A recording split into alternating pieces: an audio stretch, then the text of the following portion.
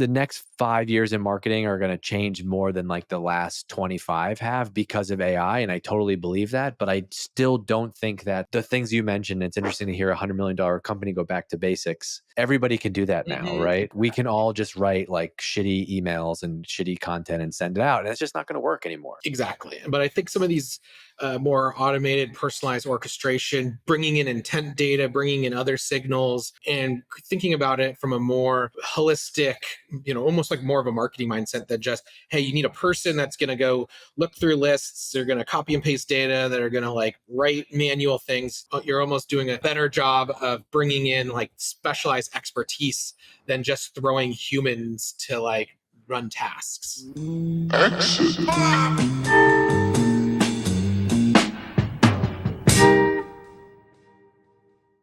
All right, Kris, we've crossed paths, I'm sure, multiple times over the years. I think the first time that I heard about Sendoso was I was working with Guillaume at Drift, and he wasn't at Drift yet. He was VP of growth at Segment. It must have been at Segment. It was at Segment. And he had some crazy, like he did this presentation and he had this crazy like automation that he built that was like using Sendoso to like send somebody like a direct mail play where it's like send an executive a coffee or something. And that, but it was actually a real in-person coffee, like while you're on the chat, asking what your Starbucks order was. And then we would go and use a third-party delivery service to actually go grab the Starbucks and try to deliver it while they're on chat. It's unbelievable. I remember that presentation. I remember everybody being like, this guy's nuts. This is an amazing, amazing play. He's just an awesome brainstorming genius with growth ideas. Yes, he is. He's like he will give you more ideas than you can handle. I love G. So you started Sendoso 7 years, almost 8 years ago. But what I think is interesting now to look back at your story is the role that you had before becoming CEO was you're a senior AE at TalkDesk.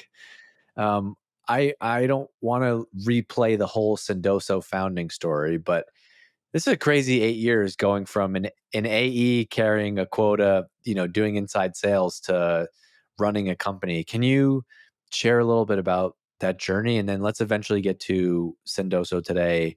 How many employees? What does the company look like? And we'll go from there. So, like you saw, I spent about a decade in software sales before starting the company.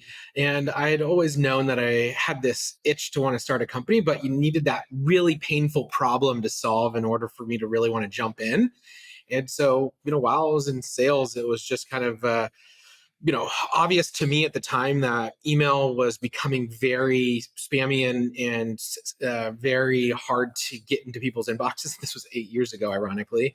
And so I said, hey, why don't I start writing handwritten notes and sending out gifts, or hearing a dog on a call barking and sending out like an Amazon, chew toy. And it worked so well. It was just, I was operating like a mini mailroom in our office. And so I said, hey, there's got to be a platform that I could like click and send a button or sequence out gifts and mailers. And there wasn't. So I was like, let me start it. And I think that's how crazy entrepreneurs are. It's you just like, you don't know what you don't know. So you just jump in.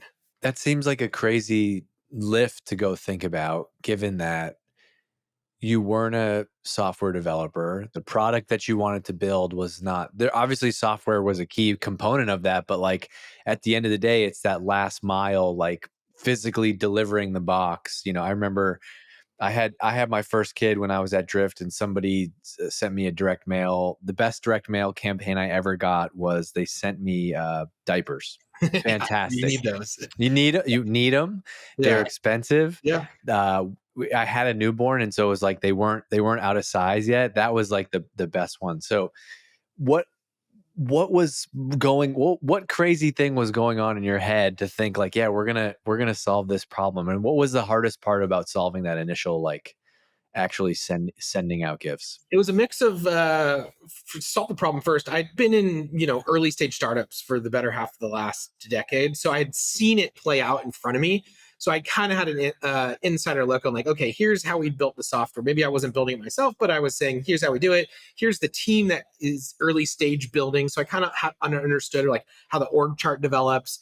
And I think in sales, I was a very my strategy was I was super confident and like, hey, I'm going to close this deal no matter what.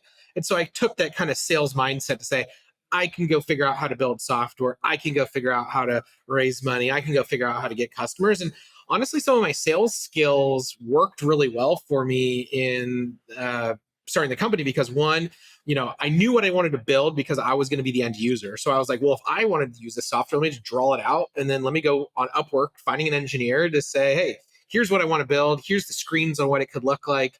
Please build it for me. And that actually worked out. Luckily, I've heard a lot of horror stories, but mine was the success story there.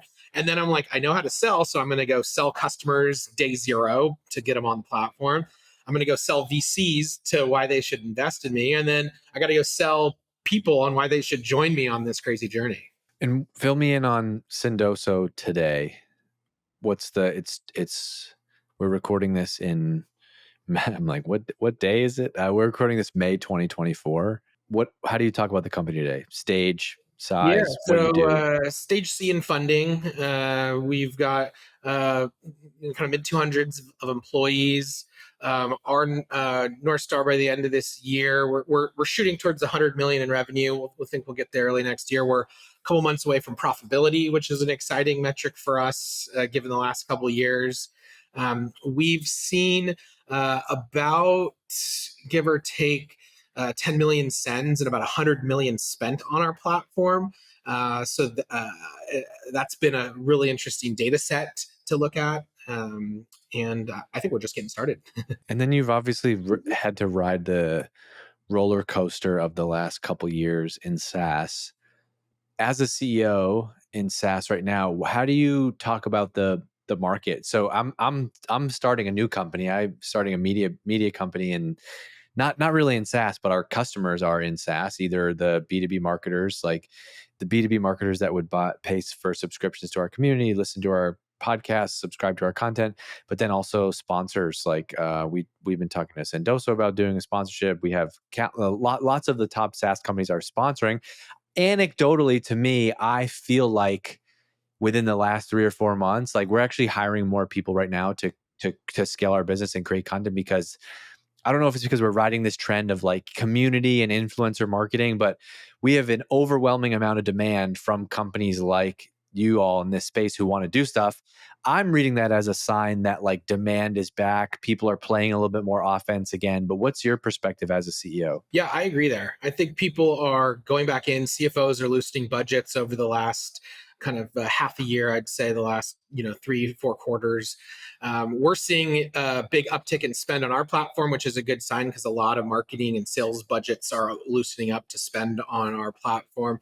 So I think we did the hard work the last end of 22 and into 23 of kind of resetting, reorging, re-strategizing on some more efficient growth across a lot of the SaaS tech space. And now metrics are looking good again, and the economy and some of the other macro factors are giving people a bit more confidence as well. And I think all that's boding well for the software SaaS smart tech space too. I hope so.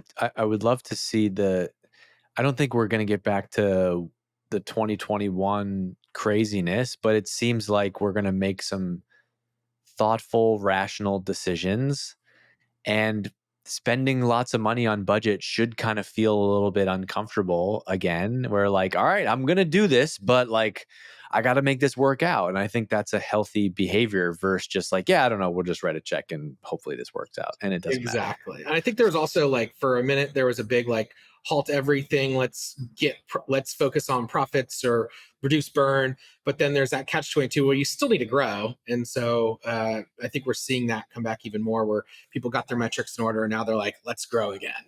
Where are you seeing growth from a business standpoint? Like, not that you're the CEO, so not that everything is marketing, but just as a growth channel, what seems to be working for you all right now at this stage, right? You said you got 200 employees, you're closing in on $100 million in revenue.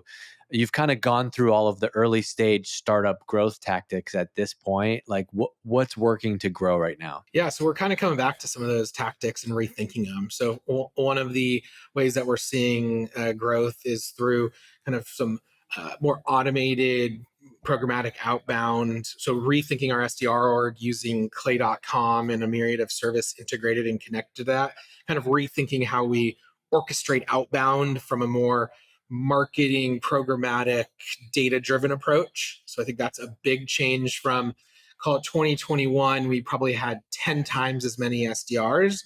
Now we're seeing more effective outbounding at more and better results than we would have in terms of the burn needed to support that many headcount. So that's one area I'm excited about. I think community. I mean, I'm kind of preaching to the choir here, but we're investing more in these communities with thought leaders, with peer groups, and trying to be invest there, which is interesting. We also invest a lot in our own community. So we have like a super sender community of power users. I have like an advisor community that has a really interesting story behind that.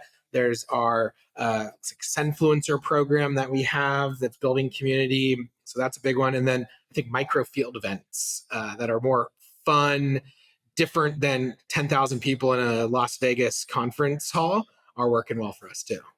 I'll shut up. We can dive into which ones you care about most. No, I think you mentioned the overall like macro trend of like just it's still going to be outbound, but it's got to be more thoughtful. And I see questions in our Exit 5 community, like some from maybe early stage companies, and they're like, "How would you go about getting your first customers?" And it's like, man, it always kind of comes down to like email. Like that's how I would do it. I would do a lot of research on. First of all, I'd have a clearly defined ICP. I'd have a clearly defined like problem that we solve. I would do a ton of research and find a way to reach out to Kris. Oh, I sell to SaaS CEOs. I'm going to find a really highly targeted way to reach out to Kris directly and give him like the why you, why now, and here's how we can help. And the hard part is like that's a hard thing to automate. I totally believe in AI, and I do think AI is going to be changing the game. Kip, who's the CMO of HubSpot, a friend of mine and somebody I've talked to regularly about marketing. I heard him say on his podcast the other day that like the next 5 years in marketing are going to change more than like the last 25 have because of AI, and I totally believe that. But I still don't think that the things you mentioned, it's interesting to hear a $100 million company go back to basics and do those small things. I do think that's how it's going to be. You're going to win. The days of spray and pray are not going to work because it's just everybody can do that now, right? Like we can all just write like shitty emails and shitty content and send it out, and it's just not going to work anymore. Like Exactly. But I think some of these more automated, personalized orchestration, bringing in intent data, bringing in other signals, and thinking about it from a more like holistic, almost like more of a marketing mindset that just, hey, you need a person that's going to go look through lists. They're going to copy and paste data. That are going to like write manual things. It's like you're almost doing a better job of bringing in like specialized expertise than just throwing humans to like run tasks. so you mentioned this to me that you have a AI-ified your tech stack, which is interesting. I think a lot of companies are looking to do this now, and really take AI seriously as a strategy. It seems like that's something you've done. You mentioned AI outbound, AI content, an AI executive sponsorship program. Let's talk about how you, as a SaaS CEO, are thinking about AI and bringing it into the company. Yeah. So I think for me, it was really exciting time where I can see a lot of interesting technology out there and then we can go implement it and I can learn from it. So I love sharing back. So on the AI outbound, that's really where we switched from this very like tons of humans doing very manual tasks outbounding to how do we centralize that around more of a growth ops function and use clay.com to do really interesting orchestration at scale, and using AI to craft some of the messaging, to normalize some of the data, to use more of the web scraping and a lot of these different things that would have been very manual human tasks. Also seeing like with our webinar and event strategy where Goldcast has a really interesting like content lab where you can use AI to remix and take out really interesting content snippets and then use that as part of your content strategy. So I think that's really cool. Using a tool What is you mentioned this a couple of times. What is clay.com? yeah, clay.com is the kind of orchestration tool that we use that connects tons of different data sources, that connects into sequencing, that will write emails, that will use AI to kind of normalize or clean up data, will dynamically generate images that we can insert into email, dynamically find and write personalized content based on more vague topical points. So I think it's a really cool tool that has helped us scale that. And you mentioned Goldcast Content Lab. We use them for all of our virtual events and webinars. And I think that's something that's really useful because it's like this is something that you're already doing. Like we're already going to record this conversation, and then to get those timestamps and clips and notable moments back to you, as opposed to in the past. And in the past, I've had to hire like a video team and have full-time in-house video people like cut the clips. And I think that's a perfect use case to AI. How do you know what's worth like sharing your team about sharing with your team versus like being a distraction? Sometimes I feel like I'm like, check this out, the chat GPT 4.0, like check this out. I can get this translated. We should think about this. And it's like, how do you balance the between like sharing new technology and new ideas versus like being a distraction? Because in some cases you want to it's your job to push the team and to like have them think about new ways to do things. But at the same time, like you can just throw 100 things at them. And they're like, man, we got so much other stuff to do. It's a great point. I mean, first and foremost, I'll take demos with all these new companies, or I'll even take free trials and sign up and play around with them a little bit. So there's a bit of me learning first to make sure it's just not like a shiny website and I'm like, oh, this is cool, go check it out. But I'll actually get in the weeds, and that cuts out like 90% of the crap. And then if I'm like, hey, this could actually be really good, then I'll say, here's a cool idea, here's something. I tend not to push it on them, like, go do this, but I'm more of like an informative, you should check this out. And then I cross my fingers and hope that they actually want to check it out. If not, no harm. But, my goal is really just to be kind of a collaborator with a lot of my different Well, I think teams. I think that the technology piece is such a important part of marketing and it really just revenue in general today. Like we mentioned Guillaume earlier, but like he's somebody that I learned a lot from working together, where I come from much more of like the copywriting, storytelling, brand positioning background. He's the growth guy. He's the growth hacker. But what I saw him do, and I've seen other people do this, like Tom Wentworth, who's a CMO of a company called Recorded Future, is a friend of mine, and he's somebody that's always trying new things, always trying new products. I see this with Kip, like signing up for new products all the time. I feel like you can create it. There's such few advantages that you can create in your career.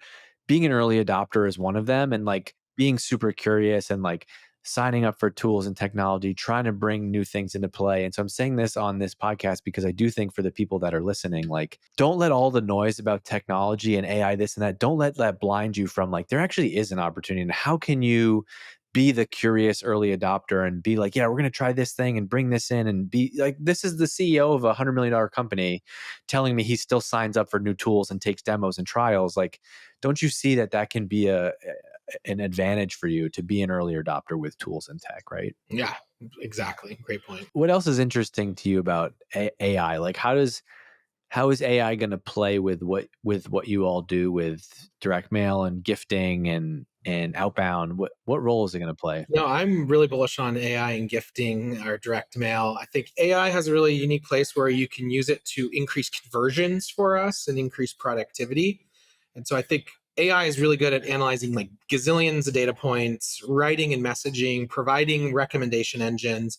And so plug for us, plugging in the tens of millions of gifts sent, the hundreds of thousands of senders, we have this really interesting data set of what works. And so our end goal is like, how do we help our customers drive conversion or productivity by way of like, what's the right message to send, what's the right gift to send, what's the right time to send it, who's the right person to send to, and what's the right delivery channel. And so all of those things play into how we can leverage AI and a really strong data foundation, which was one of the reasons why we picked up and acquired Alice not too long ago, was because of our kind of our future vision of this core data foundation to really build this AI engines. Let's talk about like a specific example for people. So how, like, let's give the marketers that listen to this like a maybe an actual campaign example of where AI would sit and what doing this without AI would look like and versus what it could look like. So I'll go down that kind of message, gift, time, person, delivery channel. So we could, find the right gift for you through our Smart Send feature. You can just plug in like your email address, and we'll come back and say, "Hey, we know Dave likes XYZ," and so it shortens the time that could have spent 15 minutes researching or 0 minutes sending the wrong gift to wow, instantly getting suggestions. You could also plug in if you don't want to put in a specific email. You could say, "Hey, what are people in Boston like versus Florida?" And so there's that kind of recommendation more on like a persona basis. Oh, Um, that's juicy. That's for the off the record conversation. yeah, I'm actually thinking about doing some like a LinkedIn Live weekly where I just like plug in some of these recommendations and just like see what it spins up live and send out gifts live. So I think you should bring that in and bring in the election cycle into that. Layer on politics and then get really spicy with that's what really people timely. and yeah. And then we can write the message and craft that through a feature we call Pun Pal, where it can use AI to write the message based on the person, the gift, the value prop. And so, again, saving someone 15 minutes or saving them the better written message that converts more than a crappy written message. We also, like on the right time, going to be pulling in first and third party data around, hey, send this because of this data happening in your CRM or this data happening in the intent world, etc.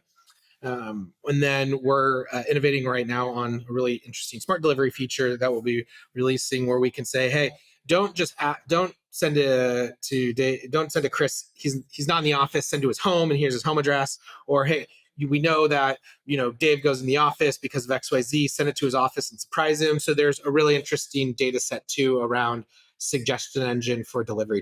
How would you get all that? Where does that data come from? There's a mixture of proprietary data, a bunch of data available that is available for consumers that were matched to business profiles. Like, how would somebody know if I work from home or go to an office? Yeah, so there's a mixture of IP data that we can pull from your IP and where you're sitting. There's interesting data that we can pull from content that you're posting about, or maybe you're talking on a podcast and mentioning this, or there's a video where we can see you're at home, or we can check that you don't even have an office, or there's your office is so far away from where your LinkedIn location is, or we know that your office address is this and your home address is this. This is all data that like lives in that you have. This is a mixture of data that some data we have, some data that sits in other data providers. There's like, about 500 data providers out there. A lot of this is not necessarily new for consumers. It's new. It's applying some of this really interesting data set that's more consumerized into the business B2B world. And at the end of the day, all that AI just drives more conversions. Because if you get an interesting gift, like some diapers at your house at the right time with the right message, Yeah. um, Let me tell you something, Kris. You know what the worst thing people send is any one of those I've never had an opportunity to talk about this. Any one of those boxes that has all of the freaking like zigzag stuffing in it. Like, people will send me a mug, and inside of that box in the mug there is so much trash and nonsense. I instantly hate the brand that sent me the mug because it becomes more of a nuisance. On the other side, if you want me to love you, I forget what I did. Who sent me this? But I spoke at somebody's event and they sent me like 24 cookies, like amazing. Oh my god, we crushed those cookies in like 5 days.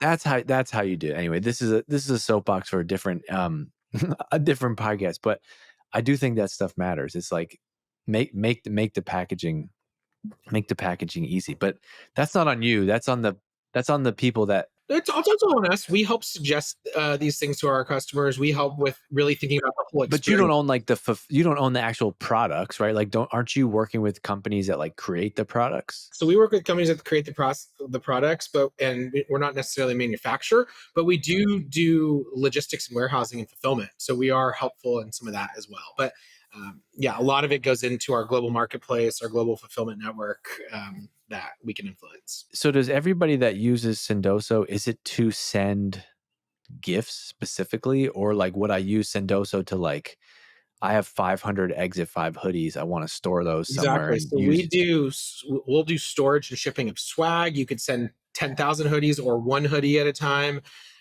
You can send unlimited swag, either swag on demand, one off, or we can source and procure tens of thousands of swag items. There's really infinite gifts that we have in our marketplace that you could send, someone macaroon cookies if they're in Paris, or, Dunkin' Donuts if you're in Boston. You can send direct mail, flat mail, printed booklets. Like maybe you have a really interesting book that you release and you want to send that with a page highlighted in it. We've sent Oculuses. The list goes on. It's really infinite. There's experience that you can send. That's an interesting thing to sell then, like as a service, as a product, right? Because the use case is different. Like, how do people think about the ROI is different, right? Like, if I'm using this for sales, then it's like it's pretty easy it's pretty easy to measure. Like, I sent Dave some cookies. He booked a meeting and he bought like cookies for the win. But there's also a whole use case for like just the logistics part with like I'm sure you have so many customers that are like using your product for customer marketing or like surprise and delight, or even large teams that need it for fulfillment. Do they think about the ROI of like a platform like this differently? They do, yeah. So some of those examples, they might have, like the customer welcome kits or things like that. They might think of the ROI as less of like, hey, I'm trying to drive an instant conversion that I can track, but more so like, hey, I can outsource all of the sourcing, procurement, logistics effort. So I just click a button or I set up a complete automation. Anytime something equals closed one in Salesforce, automatically send this, and you can kind of set it, forget it. We also have huge economies of scale, kind of like Costco in effect, where we can say, hey, we'll buy that hoodie for you cheaper than you could buy it yourself, and we can ship it cheaper than you could ship it yourself. And you don't have to spend any hours of your payday shipping it, or your employees, your director of demand gen or director of customer marketing. So there's a lot of different productivity, time saving, cost savings, ROI analogies. So you would just look at it differently. Like instead of having to hire someone and manage this whole process, here's what we spent. Do you do any like the print? Like, do you create swag for people? You have Oh yeah, it, for yeah. sure. We will rely on a lot of partners, but we'll provide a lot of suggestions. We have a whole campaign services team that will like kind of be almost like agency-esque and pitching ideas or validating your ideas, and we'll go out and procure all of the items and source it. Yeah, there's a lot of stuff that goes on behind the scenes. Yeah, I worked at Drift and I worked for this guy David Cancel, who's amazing founder and CEO, and he was unbelievable at marketing. And the reason this topic is interesting to me is because I think that in marketing we often look for like the hacky stuff, the optimization stuff. And he was so big on from like we started a podcast called Seeking Wisdom. From like day one, we got a first like listener email. He's like, send that person. We talked about a book. We talked about Ogilvy on advertising on this podcast episode. Some woman writes in and is like, I love that episode. He's like, send her the book. And I'm like, really? Yep. Spend the $20, send her the book. Send her the book. She takes a picture. She posts it on LinkedIn. Like there's something about, especially in this digital era and the AI era, it's like the physical goods, physical gifts, whether it's a handwritten note or cookies or a book. Like he showed me that those interactions, like the brand affinity and create and connection that you can create when doing stuff. And so I think it's easy to look at something like Sendoso and say like, oh yeah, I get it. You send gifts to prospects, but like I actually think there's a whole marketing and brand building like affinity play here. You have to work for someone who understands this and is willing to spend on it to do it. Cause otherwise it's like, well, we spent $30 and sent Kris a hoodie. Like what's the value of that? But one of the greatest brands to ever do this was MailChimp. And they would like they would do random things, like they would like do like custom knitted like hats for your cat or something, and just people would take pictures of that and post it on social. And I think these opportunities are so underrated and undervalued. Like even if you can only send out 10 thing, to 10 people because you have a small budget. It's amazing what like the psychology of gifting, or the tangible nature of opening up a box and the surprise of that and the delight with that. And like you said, the brand affinity, the building of a community, the social, it's like I think everyone got overly focused on like results attribution, demand gen, every dollar equals $10. And some of the indirect ability to build brand and community is paying off for those companies that did have executive leadership saying, let's do this. I think it's huge. We need to figure out how Sendoso becomes the exclusive swag provider for Exit I would 5. love that. Let's do Because it. so I wrote a book 2 years ago, and I got all these books, like the extra copies that came to my house from the publisher. And just like even sending those out, like a friend would be like, yo, send me a copy of the book. And I'm like, okay, you actually have no idea how much how much how much effort that is to like package an individual book, get their address, go to the post office, pay for shipping on each one of those. It's like it's a nightmare. Yeah, that's where you just load it up in our platform. You click a button. You could ask them for their fill in their address, so you don't have to worry about that if you don't have it. We've even done some fun things where it's like we'll highlight like page 8 and then have a handwritten note go along with it saying like I think you'd like this. So there's really interesting thing, and like you said, a click of a button, an automation, a CSV upload if you want to go that route. But it's so much easier to click a button than it is to like run to the post office and find a box and it saves you money. We have such economies of scale that like our shipping rates are way better than you'd ever be able to get. Yeah, I think the book sold for like $12.99 or something, and it was like $8.95 to ship it to somebody. And I'm like, and then like God forbid it was someone from outside of the US, I'd be like, oh, I'm not shipping them. You're not getting this book. So we talked about like the surprise and delight type of gifting. Where do you think the best point in the sales funnel is to deploy this? Is it like before the meeting, to get a meeting, after the meeting?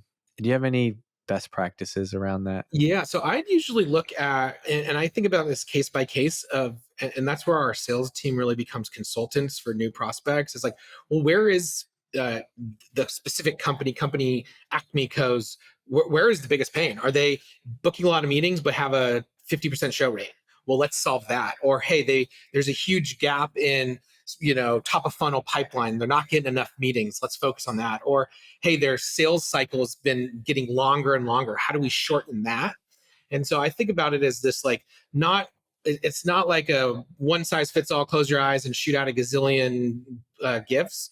It's how do you figure out where in the cycle you're optimizing for, and then how do we make that easy to drive results for you? So um, I know it's not the perfect answer, but I think it's a better answer for marketers or salespeople to think about, hey, where can we look at metrics that we want to improve on in business? What else is interesting to you, Chris, that we should talk about with this engaged audience of marketing folks hungry to get better? One area that I really like is this, what we're kind of dubbing internally as like growth ops. It's kind of like what I think about it is kind of a rev ops mindset, taking action. And so really I'm excited for this kind of team that's focused around orchestrating a lot of our outbound, finding talent that's more obsessed with APIs and automations and data and how they can stitch those together. And then also managing some of the AI centrally in one team versus trying to think that everyone can just pick up these really robust, complex tools overnight, which again, that is one of the catch 22s is some of these AI tools are not easy to pick up on. And so having a centralized growth ops team. I think it's going to be a whole new job function. I mean, I got to listen to other people's podcasts and read other people's stuff. I open up ChatGPT and I feel like I'm using one feat. I feel like there's a million ways and I'm using it like one way. But so growth ops is different than revenue ops. Revenue ops is more like defense. I think it's more defense. Uh, it's more system focused, maybe data focused, but mostly behind the scenes and less like taking action. Now I'm generalizing because there's probably some RevOps people listening saying like "F you," I do all that Yeah, they're too. gonna hate me. Sean, my boy Sean Lane, if you're listening to this, I'm sorry, man. I No, love but you. I love the function. My goal is just to try to like rephrase it so that We think about, hey, how do you use that expertise and then apply it to outbound? Because I don't know, there's not as many RevOps people going out there and like owning all of the outbound and trying to drive pipeline. They might be stitching the systems together, pulling in data, but then maybe there's an SDR doing the legwork. This is more of a big data, big systems, big automations approach. And like working with a like so for me, I'm director of marketing Dave at a you know $12 million ARR B2B SaaS company. This team is like my partner. Like, hey, we want to do X, Y, and Z. This team is like my partner. It's like an enablement role, so we can go do cool stuff. I think it's bridging the gap between like where demand gen and kind of rev ops meet, but also centralizing that across. We use this to help drive automation with our partner engagements, with our customer expansion and customer upsells. So I think it's a team that's going to be able to utilize all these somewhat complex, tricky tools to drive way more exponential value than just like 1 + 1 = 2. It's like some of the new modern tech is going to be 1 + 1 = 10 if you get it right. What's an example of like what Growth Ops is doing inside of Sendoso right now? Yeah, so I think it's like our whole clay and outbound approach has been built centrally, where it's been managed from more of a marketing centralized function than maybe a sales development group sitting under sales. That team is savvy enough to know about APIs, about connecting data around waterfalling multiple data sources, around integrating that into the multiple martech systems, around pushing data into Snowflake if we need to. It's kind of like G. If we go back to what he did back in the day, it's kind of thinking about this growth function, which I think is, some teams have it, some teams don't. It's somewhat more popularized in kind of maybe B2C, where you have to fight fires with 1 to gazillion scale. I think B2B for a while was able to do more like human to human combat. Let's just throw more heads at it. And I think this new team is able to drive exponential results and really create a killer, CAC to LTV, because you're not inflating it with, so many heads. You're able to do way more with tools and data. It's almost like the whole role of like Martech, honestly, like Martech and sales to any of the. There's so much, like we talked about earlier. There's so many tools and technology. Like to have a team and people that are responsible for like knowing the ins and outs. Like I'm really good with ideas and strategy, but I'm often not good at like knowing what's possible. And so like when I worked with G as an example, I'd be like, "Oh, here's an idea. We could do this and this, and here's how I'm going to do it." He's like, "No, I wish I could do his accent," but he'd be like, "No, you moron. Like we can actually automate it with this and this and this. And so give me the copy, give me this." Like, and that created an amazing partnership versus like me trying to figure out everything with like Google Docs and Zapier. Is like V1, but V2 is now like Zapier, custom GPTs, like figuring out all these agent, like just there's so many ways to do something. But I think having that carved out as a dedicated team is interesting. It puts everybody in a better position. I think it allows us to go find and hunt for talent that wants to think differently, that wants to find the modern tools. It also is a forcing function for us to say, hey, go do it differently. Like, don't run the playbook of 2010. Go reinvent a new playbook. And kind of excited for the next, like you said, the next 5 years are going to be a huge unlock and a huge transformative years for marketing. Everybody talks about intent signals, Mm-hmm. right? Oh yeah. What are some of the intent signals that people might not be using yet that you think could be interesting? Yeah, I love intent. I mean, it just warms up the reason for you reaching out, and provides that much more personalization. I think, there's a lot of the web intent, first party intent. There's a lot of this third party. Someone searched on Forbes.com for an article and you got that. But a couple of the ones we've been exploring and having some success with, especially now with AI, and that you can use AI to really take on summaries or use API calls to gather tons of audio and video content. So one is podcasts. There's a tool called Listen Notes that's interesting, because you can go and leverage, like we just talked for the last 45 minutes or whatever, and there's some interesting tidbits in here that you wouldn't want to necessarily listen. You wouldn't want to like for every prospect listed for 45 minutes, perhaps. But if you could pull out 4 things really quickly and use that in prospecting into me, Kris, or you, Dave, that's like super valuable. So I think there's a lot of intent data that was locked in interesting podcasts, interesting video webinars that will now be instantly available through AI tech. To pull out the snippets and then very easily transform that into an email personalization. So I think that's really interesting. And then I think there's still a lot of interesting intent locked up in partners. And I think some of the tools like Crossbeam and Reveal have really interesting data sets that if you can use that wisely and at scale for intent, it's going to help with your both acquisition, leveraging partners, as well as cross selling. All right, Kris. I'll give you the mic for the final thing. Something I didn't ask you, or we should have talked about before we wrap up. I think we had a great conversation. I mean, what other things that are burning to me maybe is just I love getting involved and meeting new people. So if people want to reach out to me, Kris@Sendoso.com, or follow me on LinkedIn, join the conversation there. But a big networker. Hopefully I can get out to your event too. I was reading up on that in Vermont. That looks kick ass. So um, I know you sold out pretty quickly, so maybe I'll sneak in a ticket or something if we can. I have some reserve. We did sell it out, but I pulled the CEO card and I got a couple reserved, and it comes with a turkey sandwich. So, lucky you. All right, man. Well, nice to meet you. Thank you for hanging out on the podcast. First time we've covered the topic of gifting and direct mail, and I think there's a lot of people listening that are trying to do creative things out there, and I think that's what's exciting about marketing right now. Is there is the world is your oyster. There's more tools than ever at your disposal, but what are you going to do that stands out? How are you going to be different? And I think that's something that we want to help people do through this podcast. So I appreciate you coming on. Check out Kris on LinkedIn. We'll link to him. Check out Sendoso. And thanks for hanging out with us on the Exit 5 podcast. Exit.